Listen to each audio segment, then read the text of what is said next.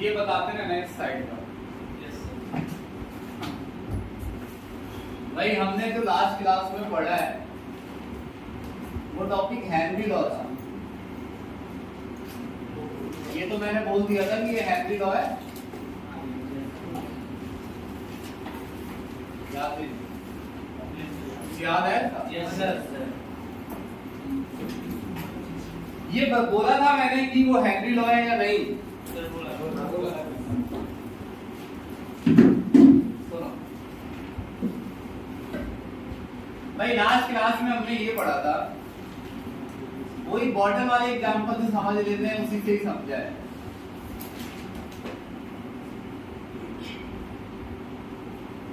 आज से कंप्लीट कर। मैंने ये समझाया था कि मान लीजिए कोई लिक्विड है और इसमें मौजूद है कोई गैस जो अंदर डिसॉल्व है, और अगर अंदर गैस डिसॉल्व है तो ऊपर भी गैस मौजूद होनी चाहिए। इस जगह को बोलना है ओवर द सॉल्यूशन। क्या? Over the solution. अगर आप लॉ की लैंग्वेज इजी रखना चाहते हैं, इसको बोलना है इनसाइड सॉल्यूशन। वैसे तो ये क्लियर है कि ये इनसाइड सॉल्यूशन है और वो ओवर दी सॉल्यूशन है, लेकिन इससे फर्क पड़ता है यार। हमें तो लग रहा है कि हमारा एसी 32 बंद है ना वो? ऐसा चल रहा है। अच्छा ये बहुत लग रहा है।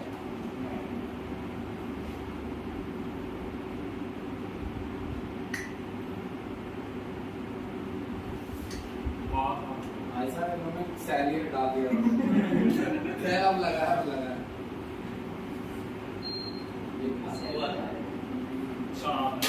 सुनो भाई,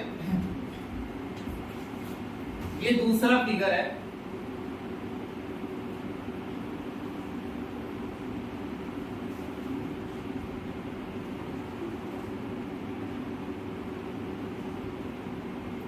भाई अगर ऊपर प्रेशर, अगर ऊपर गैस ज्यादा है तो बहुत भीड़ कर दो, एकदम भीड़ एकदम पक्की, तो नीचे भी गैस क्या होती है? चलो मैं फिगर बना लूं पहले, फिर मैं ये सेंटेंस बोलूंगा एक बार, क्योंकि तुम अगर ये रिकॉर्डिंग देखोगे तो कुछ तो ऐसा सुनने को मिलना चाहिए ना, तो इससे टॉपिक बने। देखो लास्ट क्लास में हमने ये पढ़ा था, ये समझा चुके थे हम कि ऊपर गैस का प्रेशर जितना कम होगा, नीचे गैस उतनी कम डिसॉल्व।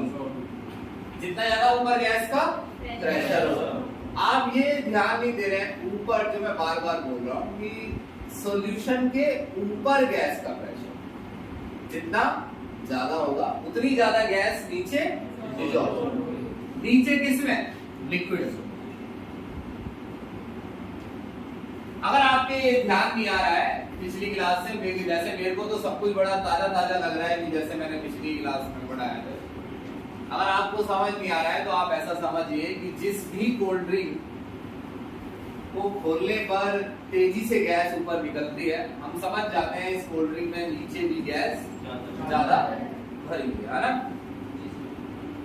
तो एक लाइन लिखूंगा अब मैं, और अब आपको ये बताना है कि ये क्लियर है या नहीं। बिल्कुल क्लियर बताना है, और मेरे को मतलब एक ही बारी में बता देना है, जिससे मैं अगले टॉपिक पर चलूं। पार्शियल प्रेशर ऑफ गैस,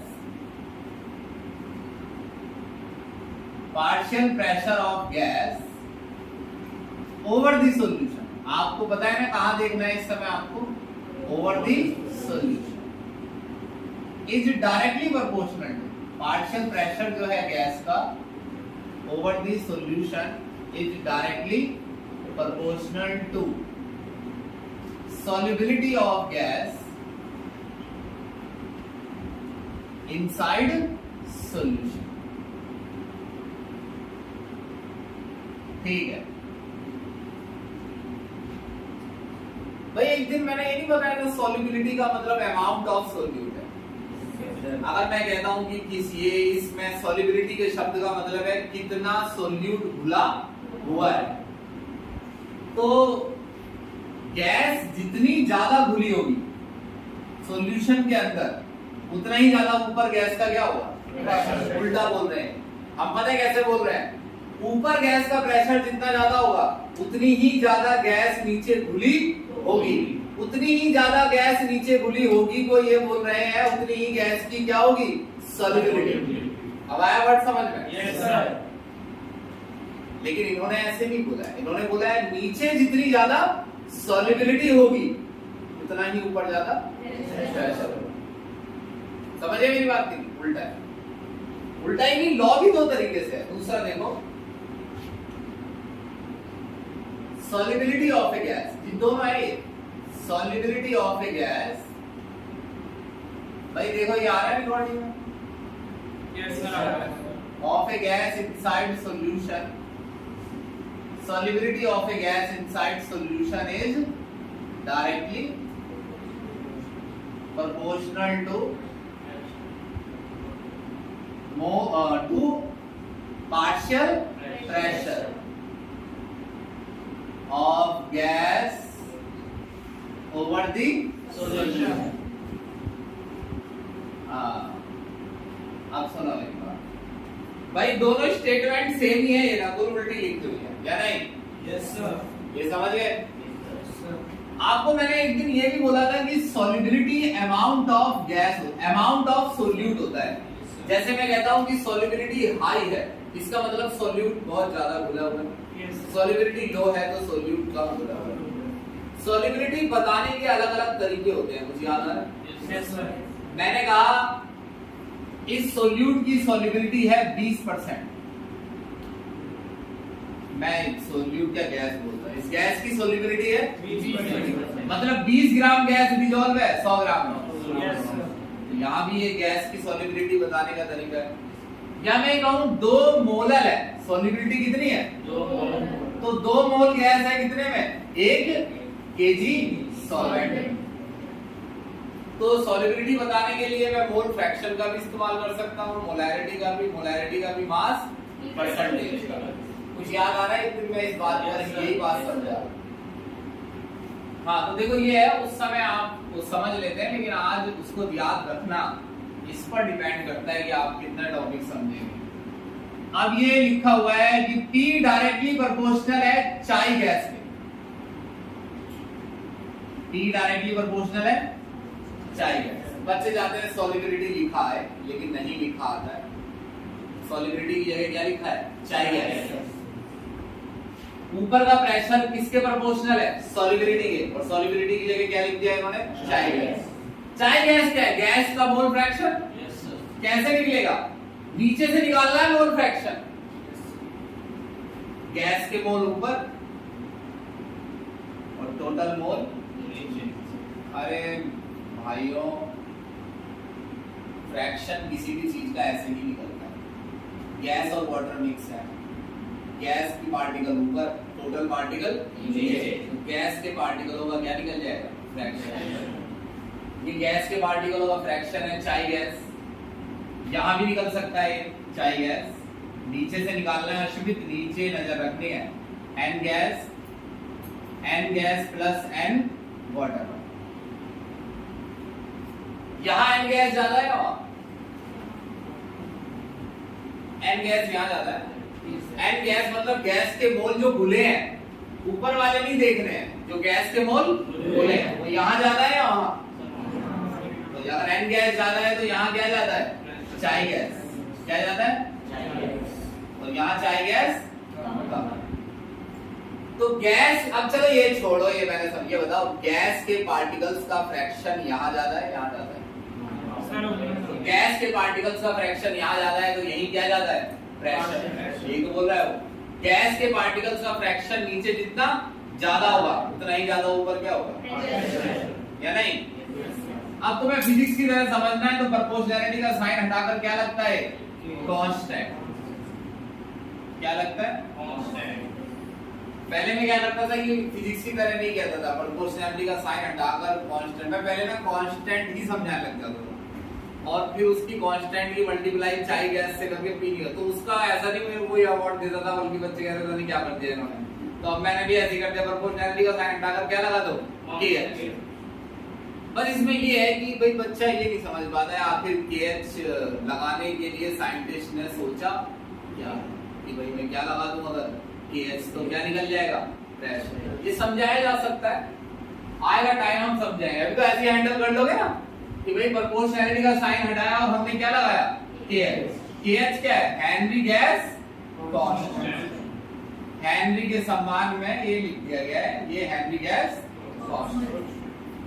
अब आपने उतने अच्छे से मन से हेनरी लॉ को मन में बसाया नहीं, याद नहीं।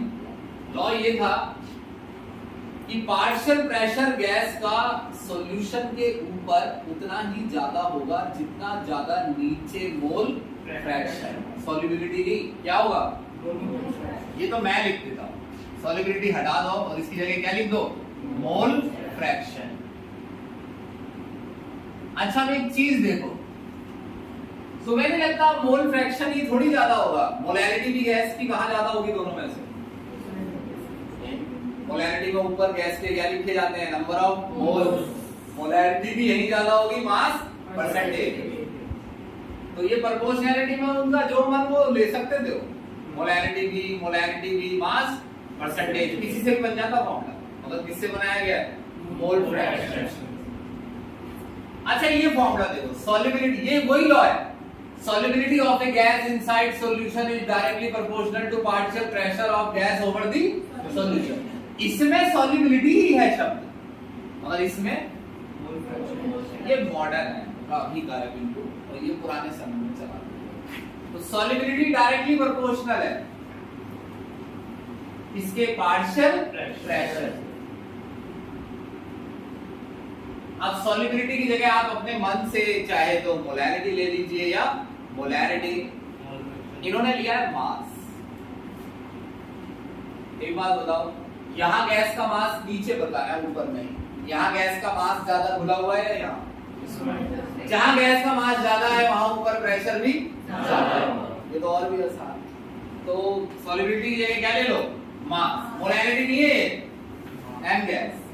अब ये प्रोपोर्शनैलिटी का साइन हटाओ, फिर से तुम क्या लगा सकते हो, KH, मगर दोनों की वैल्यू सेम नहीं होंगी। ये KH और वो KH सेम नहीं है, एक ही, ये दोनों अलग अलग। इसी न्यूमेरिकल को अगर हम कर रहे होते, यही गैस और यही लिक्विड होता, तो दोनों केसेस में KH क्या होता, अलग अलग फॉर्मूले में भैया। इस फॉर्मूले में KH अलग डलेगा और उसका अलग है, समझे। अच्छा एक बात बताओ, अगर मैं P को नीचे ले आऊं तो M/P किसके इक्वल है, KH। इसका मतलब गैस के मास और प्रेशर का रेशियो चेंज नहीं होगा। मास और प्रेशर का रेशियो चेंज नहीं होगा, इसे समझो। मान लो गैस कितने ग्राम खुली हुई है और ऊपर प्रेशर कितना है, 2 बार। अब यहाँ कुछ जल्दी हो रही है, 10 ग्राम नीचे खुली है और 2 बार ऊपर प्रेशर है। अगर मैंने ऊपर का प्रेशर कितना कर दिया, 4 बार, तो नीचे गैस कितनी खुल जाएगी, लेकिन रेशियो चेंज 2/10 20/4 सेम आ रहा है ना। अगर मैं ऊपर का प्रेशर और बढ़ा दूं तो नीचे जो गैस का मास खुला है वो और बढ़ जाएगा। समझ रहे हो क्या क्या क्या कह रहा हूं। तो क्या ये रेशियो चेंज होगा, तो M/P, मान लो ये M1 है और ये P1। अगर आपने प्रेशर डबल किया, कितना, P2, तो मास भी क्या हो जाएगा, डबल, मगर रेशियो चेंज नहीं होगा। बहुत इंपॉर्टेंट है, समझ गए कि रुको अभी कुछ नहीं समझे, कितना टाइम हो रहा है, 10 मिनट में एक बात समझा। इसके आज ही न्यूमेरिकल करते हैं। अब जैसे घर में क्या धोखा हो जाता है पता है बच्चों के साथ, वो खुद ही अपने साथ करते हैं। जैसे ही टॉपिक यहाँ खत्म हो गया, अब बच्चों को लगने लगता है इसका क्वेश्चन आएगा तो मैं करूंगा। ऐसा नहीं है, इसका क्वेश्चन अब आएगा जो मैं बताऊंगा। इसमें अभी तक सिर्फ क्या आ सकता है पता है, हेनरी लॉ क्या है, और उसमें कितने रुपए मिलेंगे, ओ कितने नंबर मिलेंगे, 2। उसमें कितने नंबर मिलते हैं, 2, और कुछ नहीं आ सकता। समझे मेरी बात। अब देखो इसके क्वेश्चन बनाने हैं, पहले इसका क्या करोगे सर, नोट करेंगे भाई। एक कहां रे, चुप रहे, तुझे रोज तेरा वो बदल जाता है। पहले तुझे कॉपी करनी थी, अब नोट। एक काम करो, तुम इसकी फोटो लो, हर क्लास में मुझसे चेक करवाया करो, उतारा हुआ है।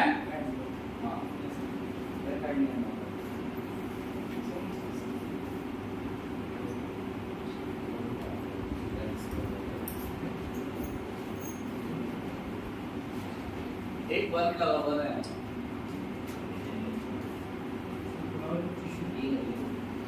सुनो, सब पे अपना अपना एक मोबाइल तो होगा या घर वालों का। पहले तुम क्या करना, अगली क्लास में आके ना मुझसे चेक करवाना, पिछला जितना भी काम है वो उतरा हुआ। नहीं नहीं सॉलिड क्यों यार, सॉलिड तो खत्म हो गई बात सॉलिड की। है क्वेश्चन भी सिर्फ अबे भाई बोर्ड पे जो लिखा है हाँ तो वो सारा लिख के रखना, ठीक है ना। रजिस्टर नया लेके आज लिखना, अभी तो स्कूल की भी कईयों की छुट्टी चल रही है, तूने लिखा है रहते, ये बहुत बड़ी गलती साबित होगी। अगली क्लास में चेक कराना मुझसे आगे, ठीक है। तो हम क्या करेंगे, सीधी सी बात है, इस उतारने वाले मैटर पे सख्ती रखेंगे, आप अपना काम पूरा करके आएंगे तो अच्छा रहेगा, नहीं करके आएंगे तो देखते हैं। बिठा दो इसे। Yes sir. भाई भूल नहीं जाना इसे, ये वाला फॉर्मूला इस पे 2 न्यूमेरिकल है, इस पे 5 है। बिठा दो।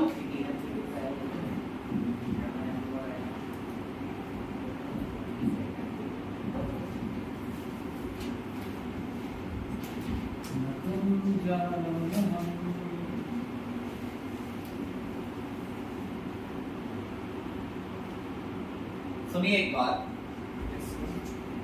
अच्छा P इक्वल टू KHX है, ये जो भी हमने पढ़ा है फॉर्मूला।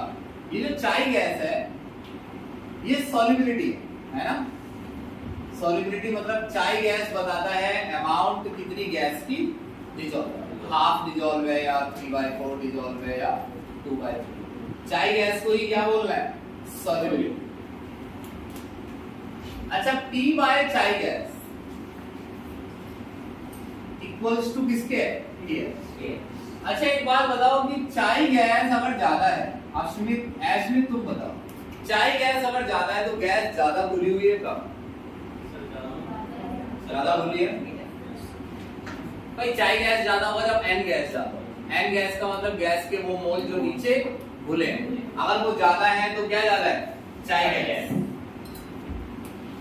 चाय गैस कब ज्यादा आएगा, जब सॉल्युबिलिटी ज्यादा। तो तुम्हें ऐसा नहीं लगता जितना ज्यादा चाय गैस होगा उतना कम क्या होगा,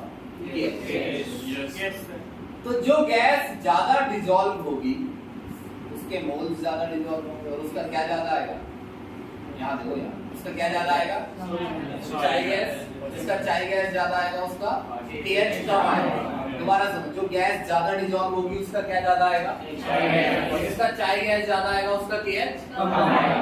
तो हाँ, तो ग्रेटर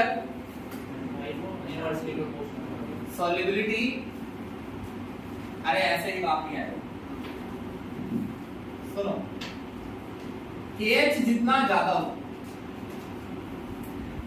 KH जितना ज्यादा हो, सॉल्युबिलिटी यानी चाय गैस या दोनों में से कुछ भी इस्तेमाल हो सकता है, या N गैस, दोनों ही कम होगा। अगर KH ज्यादा होगा तो सॉल्युबिलिटी कम होगा। सॉल्युबिलिटी कम होने का मतलब तुम्हें क्या अंदाजा लगाना है, चाय गैस भी कम है और N गैस भी कम है। इंपॉर्टेंट बात ये है, क्या कम है, N गैस। सॉल्युबिलिटी अगर ज्यादा है तो नहीं, KH अगर ज्यादा है तो सॉल्युबिलिटी यानी चाय गैस और N गैस कम है। ऐसे में ये हो सकता है, अच्छा एक चीज बताओ, चाय gas N gas plus water, भाई वो आपसे ये नहीं कहेगा कि गैस की सॉल्युबिलिटी कम है, ऐसा कुछ नहीं कहेगा।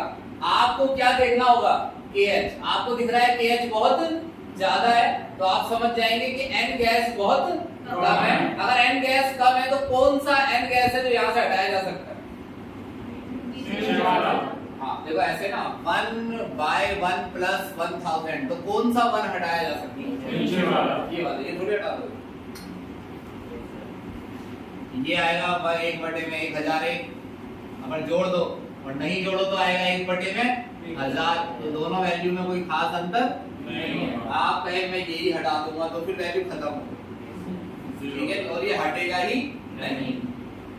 तो ऐसे में आप ऐसे नहीं लिख सकते कि chi gas equals to N gas divide by N water. ये किस लिए जरूरत पड़ेगा? अभी एनसीईआरटी के क्वेश्चन करो। अब आप इसमें अपना दिमाग छोड़ेंगे कि भाई ये सॉल्यूशन में कैसे एन गैस गायब, मैंने पहले ही बता दिया कि एन गैस आपको ऐसे गायब मिलेगा, और वो गायब किस हिसाब से कर रहा होगा? जब KH क्या हो, KH ज्यादा हो, जैसे 10 की पावर 5, KH ज्यादा ही होता है, गैस ज्यादा घुलती ही नहीं है। तो जब भी हमें जरूरत पड़ती है तो हम नीचे से क्या गायब कर देते हैं? N gas. मान लो एन गैस निकालना है तो दो जगह आ जाएगा, तो निकलेगा कैसे? तो एक जगह से एन गैस हटा देते हैं। समझे मेरी बात की? अब सुनो एक चीज,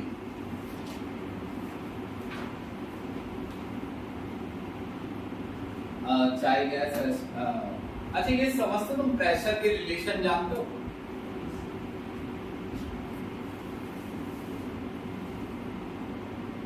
एक एटीएम क्या होता है? SI यूनिट का होता है 1,01,325 पास्कल। कितना? 1,01,325 पास्कल। पास्कल क्या होता है?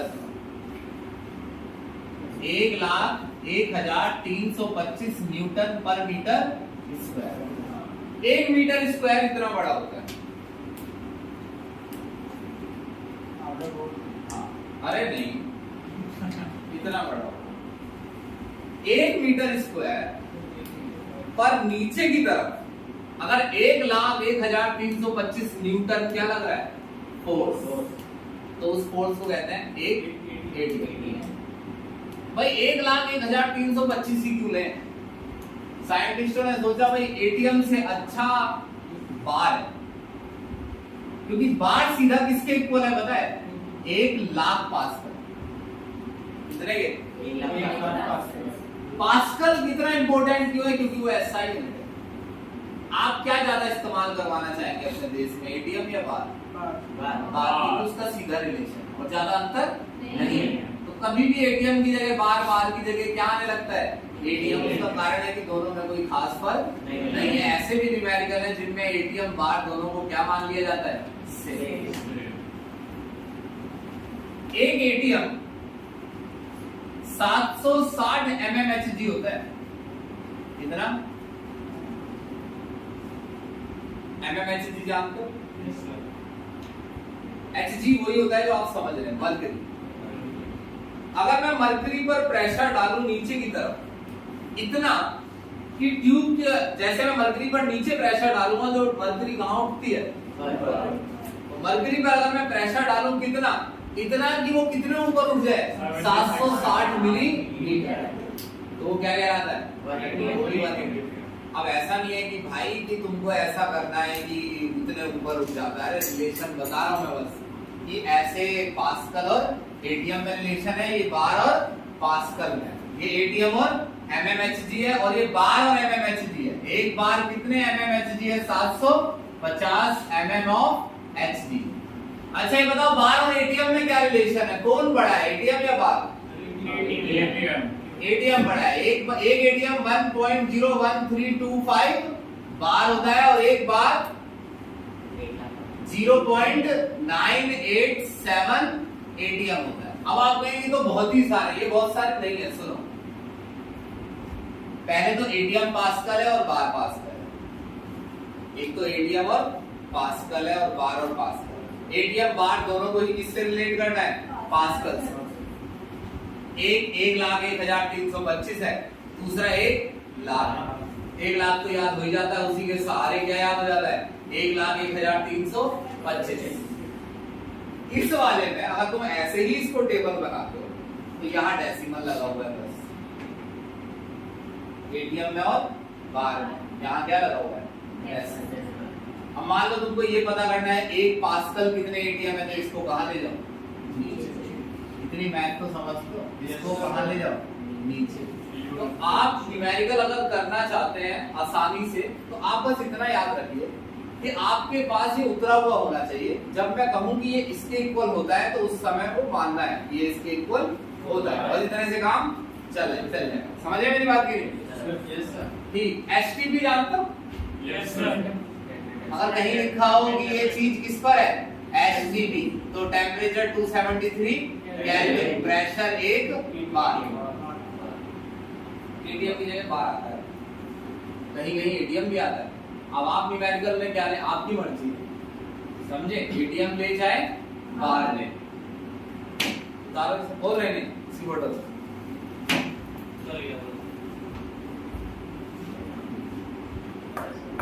या तो हैंड टू हैंड उतार दिया करो अगर तुमको उतारना ही है।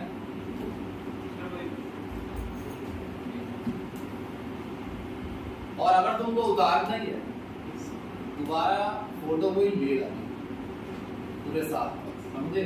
Yes sir. एक काम करना है, मतलब मिटा दो इसे। Yes sir. एक बुक दिखाओ, लिखो कौन कौन से क्वेश्चन हेनरी लॉ के हैं जो घर जाकर करना है। तुमने ऐसे में तो क्वेश्चन किए, ये उतार दिया? नहीं सर। अरे मतलब फोटो ले ली।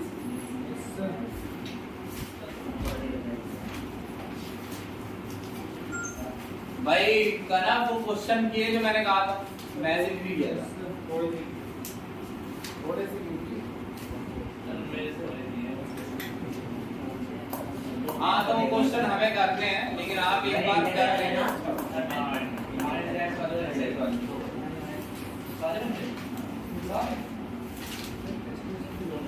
ये सब जैसे ये मिली ये टॉपिक है, ये सब बेकार की बात है। तुमको सबसे पहले एक इक्वेशन को पकड़ना है, p = kh, तो ढूंढना है एनसीईआरटी में इसके कितने न्यूमेरिकल है, मैं बता रहा हूं। वो न्यूमेरिकल सबसे पहले करने हैं। मेरे को नहीं पता क्या हेनरी लॉ है, हेनरी लॉ क्या होता है, मेरे को उसके क्या करने आने चाहिए, न्यूमेरिकल। तो समझ लो आप बाकियों से आगे। और आपने अगर हेनरी लॉ, हेनरी कब पैदा हुआ था जर्मनी में, उसने क्या किया, वो कब प्रोफेसर बना, इन सबसे कोई फर्क नहीं पड़ेगा, समझो मेरी बात, ठीक है? किताब दिखाओ मुझे, लिखो कौन कौन सा न्यूमेरिकल है हेनरी लॉ। एक है एग्जांपल 2.2, एग्जांपल सॉल्व होता है क्वेश्चन, याद है? बुक देखिए कभी, बुक में जो एग्जांपल होता है वो बीच में होता है और सॉल्व होता है। एग्जांपल 2.4 है, और इन टेक्स्ट भी बीच में होता है, अनसॉल्व होता है। 2.6, 2.7। हाँ अभी रुको, पीछे चलेंगे। देखो एक्सरसाइज 2.35, एक्सरसाइज में 2.35, 2.13। अरे शिवम एक्सरसाइज, ऊपर भी देखो EXC लिखा है, नीचे वाला EX एक्सरसाइज है। 2.39 एक्सरसाइज। कितने हैं ये? 1 2 3 4 5 6 7 8 9 न्यूमेरिकल है। और सही है।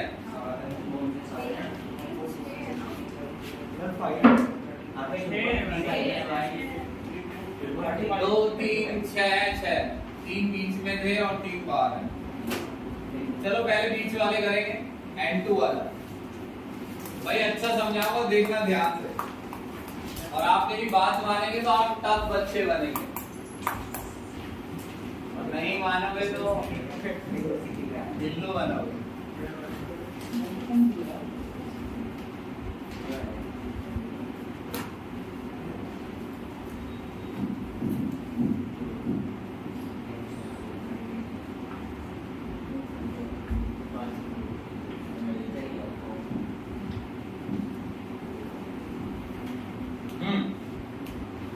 N2 गैस है,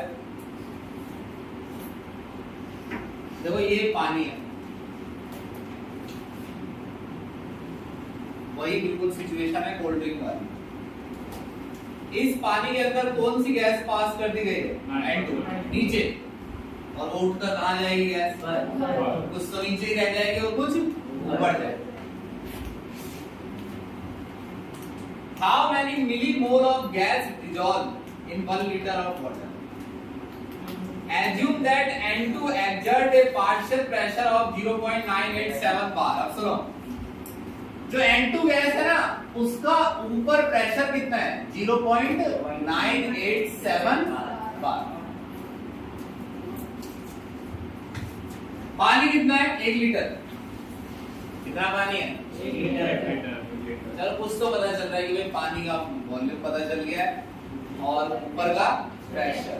इस हेनरी लॉ में ऊपर का प्रेशर बड़ा इंपॉर्टेंट होता है, बार बार हम उसकी बात कर रहे हैं। ऊपर का प्रेशर जो हेनरी लॉ में P होता है वो ऊपर का प्रेशर ही तो होता है। P इक्वल टू KHX, तो ये वही P तो दिया है, बस और क्या बता दे KH भी दिया है। कितना 76.42 किलो बार, 76.42 किलो बार।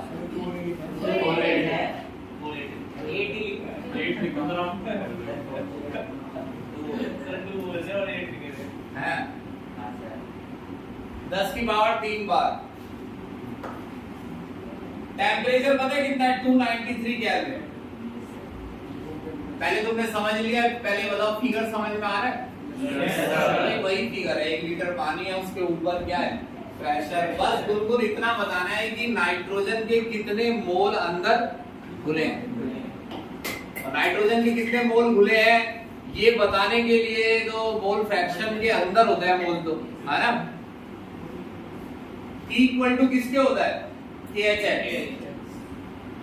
एक बार ये मन में रिवाइज कर लो, P है ऊपर का प्रेशर, चाय गैस है नीचे mole fraction, over the solution बोलना है pressure of gas over the solution and mole fraction of gas inside solution. P कितना है 0.987 बार और KH 0.48 into 10 की पावर 3 बार। चाय गैस को खोल लो, N gas divide bye N water. नीचे से मैंने क्या खा लिया क्यों खा लिया, देखो KH कितना बड़ा है 76,480 नहीं है बड़ा। तो हम नीचे से क्या खा सकते हैं पहले ही बता देता हूँ मैं टॉपिक में, समझे मेरी बात।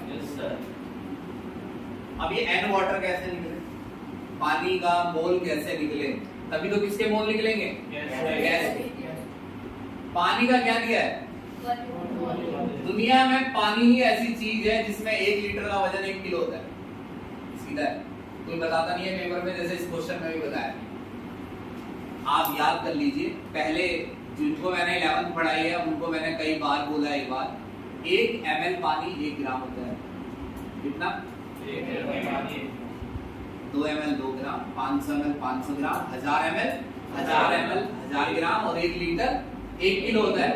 समझे मेरी बात की नहीं? दूध नहीं होता 1 लीटर 1 किलो, लेकिन पानी होता है। तो 1 लीटर पानी का मतलब समझ रहे हो कितना पानी है 1000 ग्राम। तो पानी का क्या पता चल गया मास, तो क्या निकल जाएंगे मोल, मास अपॉन में मोलर मास 55.55 आएगा। हो गया समझे कि नहीं? कौन सा न्यूमेरिकल है इन टेक्स्ट का बताओ जरा। इन टेक्स्ट 2.6 पढ़ो क्वेश्चन को, कोई पढ़ लो तो सही है, कोई पढ़ के बताएगा किसी में है ऐसी आवाज किसी की? इन टेक्स्ट 2.4 गुनगुन बताना पढ़ के क्वेश्चन। इन टेक्स्ट 2.4 मुझे बताओ पढ़ के, मैं लिखूंगा। H2S a toxic gas which water at night smell. हाँ रुको 1 मिनट। आपकी बार ऊपर जो गैस है वो कौन सी है H2S। बिल्कुल वैसे ही फिगर बना देंगे पूरा। चुप हो जा, यहाँ देख H2S सड़े हुए अंडे की तरह महकती है, पहली लाइन है। आगे क्वालिटेटिव एनालिसिस। क्वालिटेटिव एनालिसिस का मतलब होता है कि किसी चीज के बारे में पता करना। H2S का इस्तेमाल पता करने में होता है कि अंदर सोडियम है या नहीं, क्लोरीन है या नहीं, तो उसके लिए किसका इस्तेमाल होता है H2S का। ये हमारे न्यूमेरिकल के लिए इंपॉर्टेंट है। तुमने सुना होगा कि न्यूमेरिकल बहुत ध्यान से पढ़ना चाहिए, क्या करने के लिए आंसर निकालने के लिए। मेरा मानना ये है कि मैंने तो कभी ध्यान से नहीं पढ़ा है न्यूमेरिकल, मैं तो ऐसे न्यूमेरिकल देख लेता हूँ, तो यूनिट दिखते ही फिर वो समझ में आ जाता है ये चीजें गिवन है और ये निकालना है। अगर आपको ये समझ नहीं आया तो आप इसको कितने भी ध्यान से पढ़ लीजिए, ये आपसे नहीं होगा। समझे मेरी बात? क्योंकि उसमें तो ये लिखा है कि H2S का क्वालिटेटिव एनालिसिस में इस्तेमाल होता है। अब आप घर पे क्या सोचेंगे कि क्वालिटेटिव एनालिसिस में इस्तेमाल होता है, इससे न्यूमेरिकल का क्या लेना देना, कोई लेना देना नहीं। आगे लिखा है सॉल्युबिलिटी दे रखी है H2S की, देखो मोलैरिटी दे रखी है। Yes, sir. सॉल्युबिलिटी दे बता रहा है और दे क्या रहा है, मोलैरिटी। तो इसीलिए सॉल्युबिलिटी का मतलब समझना जरूरी है, वरना ये बड़ा कंफ्यूजिंग हो जाता है कि सॉल्युबिलिटी है क्या चीज। मोलैरिटी में बता दो या मोलैरिटी में कितनी मोलैरिटी बताई है उसने, 0.195 स्मॉल एम। देखो मिली, छोटे छोटे क्वेश्चन करने के लिए स्मॉल एम का मतलब पता होना चाहिए। 0.195 क्या हो गए, मोल। कितने में, 1 केजी। अब आप सिर्फ बोलना पसंद करते हैं 1 केजी। अब पेपर अगर आ गया तो आपको ये क्लियर नहीं है कि 1 केजी पानी है या सॉल्यूशन है, तो फिर क्वेश्चन होगा थोड़ी। 1 केजी सॉल्वेंट है यानी वाटर है, 1 केजी क्या है, वाटर। पढ़िए भाई, कौन पढ़ रहा था?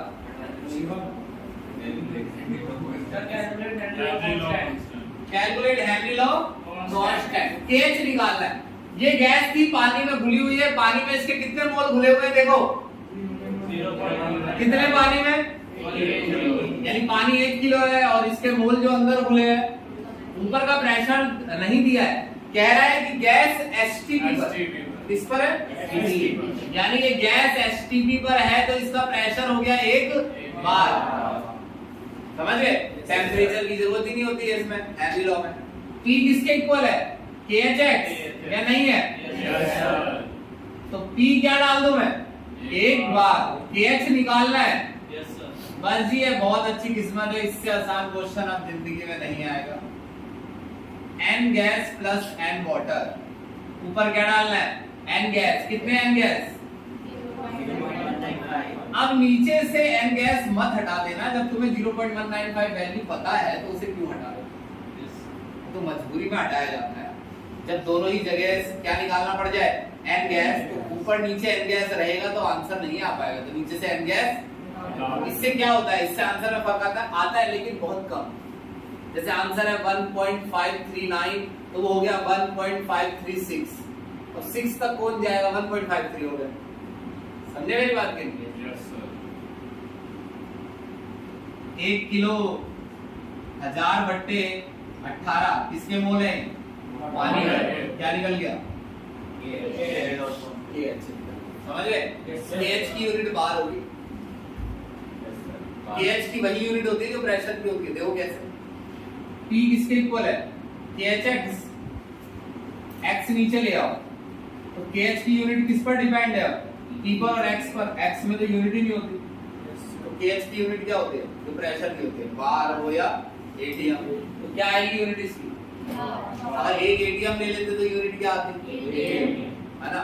चाहते तो आप 1 एटीएम की जगह 760 mmHg भी डाल सकते थे, फिर KH किस में आता, mmHg में। सारे KH सही होते हैं, यानी अगर आप यूनिट नहीं लिखते हैं तो भी वो आपका आंसर किसी काम का नहीं है, क्योंकि आंसर किसी भी यूनिट में कुछ भी हो सकता है। KH समझे, बार में अलग आएगा, एटीएम में अलग। चलो अगला पढ़ो, इसकी फोटो देखो भाई। अगली क्लास में सीरियसली ये काम रजिस्टर वाला करके लाना, ठीक है जी। आते ही इसी चैप्टर का जो हमने पढ़ा है 2 दिन उतार के लाना है। कल तुम्हारी क्लास थी मैथ की, किस टाइम थी,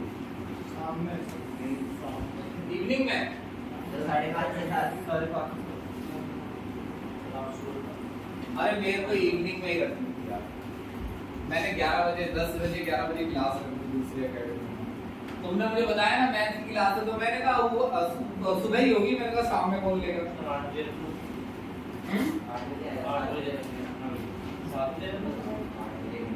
अरे सुनो, पहले न्यूमेरिकल 2.7 कर लो, पढ़ो भाई। The Henry Love constant for carbon dioxide in water is 1.67 into 10 to the power 1.6 हाँ 6 7 6 7 बोलते हैं पॉइंट के बाद। आगे तो बढ़ो, पहले फिगर बनाएंगे। Figure 500 ml soda water. अरे गर्वित 500 ml सोडा वाटर। तू तो उसे ऐसे देख रहा है जैसे कि पता नहीं बहुत दिनों के पहले दिन प्यार हो गया हो, झांक के चुपचाप देख के ले रहा है।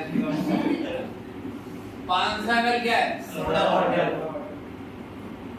यहीं से पता है दीपिका पानी का मास पता चल गया। 500 ml सोडा वाटर में सोडा गैस होती कितनी होती? इधर एक दो आधे ml सोडा वाटर में क्या क्या होता है? पानी में गैस, तो गैस होती कितनी होती? 1 2 ग्राम। तो ये 500 ml 1-2 ग्राम भी नहीं होती। 500 ml पानी है, तो 500 ml सोडा वाटर खरीद के लाया है ना, उसमें वो 500 ml लगभग क्या है? पानी है। बहुत ही कम क्या है उसके मुकाबले, पानी के मुकाबले? गैस। तो 500 ml सोडा वाटर है, तो 500 ml ही ये क्या हो जाएगा? वाटर। अब ये पूर्णिमा पूछो हमें कैसे पता चलेगा कि सर ऐसा करना है? इसीलिए पूर्णिमा क्वेश्चन करके जाने, वरना ऐसी कोई चीज आ जाएगी जो आपको पता ना चले, इसीलिए करके जाते हैं। ठीक है ना? अब हमें पता लगेगा 500 ml सोडा वाटर 500 ग्राम पानी। आगे बढ़ो। सोडा वाटर में CO2 होती है, क्या होती है? और पता है CO2 के ऊपर का प्रेशर कितना है? 2.5 atm। यानी ढक्कन के ठीक नीचे प्रेशर कितना है? 2.5 atm। बोतल में जो खाली वाला पार्ट होता है उसमें 2.5 atm प्रेशर है गैस का, और नीचे 500 ml सोडा वाटर है। हेनरी लॉ कांस्टेंट दे रखा है 1.67 into 10 की पावर 8। 1.67 into 10 की पावर 8 पास्कल। देखो यूनिट देखो इसकी, और क्या दे रखा है? kh। क्या निकालना है? Quantity of CO2। कितना CO2 भुला है? मोल्स निकाल। NCO क्या निकालना है? NCO2 2.4 जैसा ही। अच्छा ये सुनो, पहले इसको जरा इमेजिन कर लो। 500 ml सोडा वाटर के अंदर का क्वेश्चन है।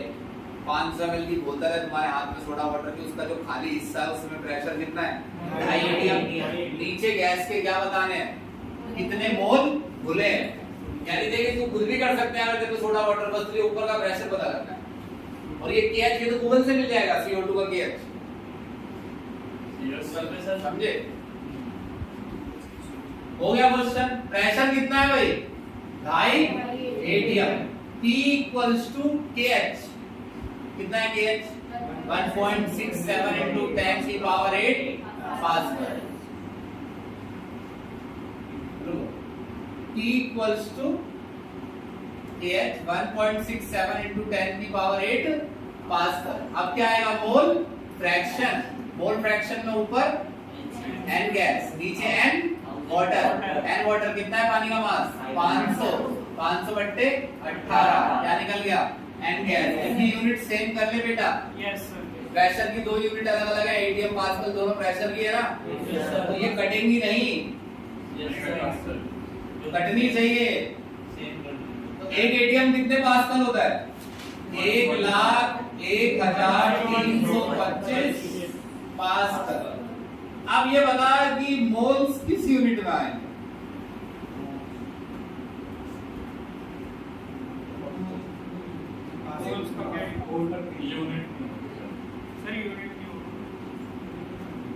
मोल की कोई यूनिट ही नहीं होती, तो किसी यूनिट किसी में भी नहीं आएंगे। पास्कल से क्या कट गया? पास्कल कोई बचा ही नहीं है यूनिट के नाम का। सर अब इधर हम 2.5 को ATM को बाहर निकालेंगे, उससे कैलकुलेशन इजी हो जाएगी। 1.0। अच्छा इसको पास्कल को कुछ लिख ले। नहीं सर, ATM को बाहर 10 की पावर 5 लगभग सेम होता है ना, इसीलिए। हाँ ATM को बाहर लेके उसके 10 की पावर 5 सॉल्यूशन में उन्होंने ATM को बाहर ही लिया हुआ है शायद, उसमें 1 लाख बाहर ही लिया हुआ है सॉल्यूशन। उससे मैंने easy देखा हो है जाएगा ना, सब्जेक्ट, क्योंकि- बच्चा मुझसे पूछ रहा था तुमने 1,01,325 लिखा, उन्होंने 1 लाख लिखा है। क्योंकि 10 की पावर 5 और और तुम ऐसा काम मत करो जब तक उसकी जरूरत नहीं। तो फिर इसको जो बाहर पता नहीं कौन आ जाए किस मूड में और फाट जाए बेकार। ठीक है ना? न्यूमेरिकल में है ही नहीं टेम्परेचर। टेम्परेचर से मतलब क्यों नहीं है? क्या टेम्परेचर बदलने से, जब वो खुद ही बोल देते हैं कि टेम्परेचर कांस्टेंट, टेम्परेचर वो बताते हैं क्योंकि केएच जो होता है वो टेम्परेचर पर डिपेंड करता है। जब मैं वहां खड़ा केएच बता रहा था तो एक मिनट के लिए मैं रुक के ये सोच रहा था कि कुछ लिखना है, मेरे को ये लिखना था कि केएच जो होता है वो डिपेंड करता है गैस पर। गैस किस लिक्विड में घुली है उस पर डिपेंड। हर गैस का अलग अलग क्या होता है केएच। नाइट्रोजन का केएच अलग होता है, CO2 का केएच अलग, O2 का अलग, हर गैस का अपना अपना क्या है केएच। समझ रहे हो मेरी बात?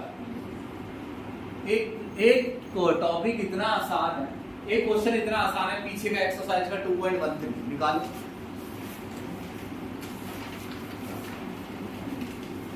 भाई इसकी फोटो डाल देना बोर्ड पर एक है, डाल देंगे। 2.13 देख रहे हो? Yes sir. देखो कैसा क्वेश्चन है भाई, पढ़ना जरा कौन पढ़ेगा? पढ़ो, फोटो लेनी है।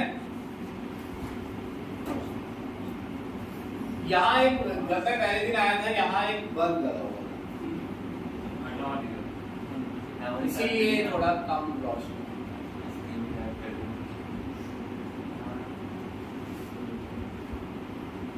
जिसमें मैं पढ़ाता हूँ ना जूम पर, उसमें यहाँ 3 ट्यूब लाइट है, यहाँ 3 है, एक साथ लगे हुए हैं।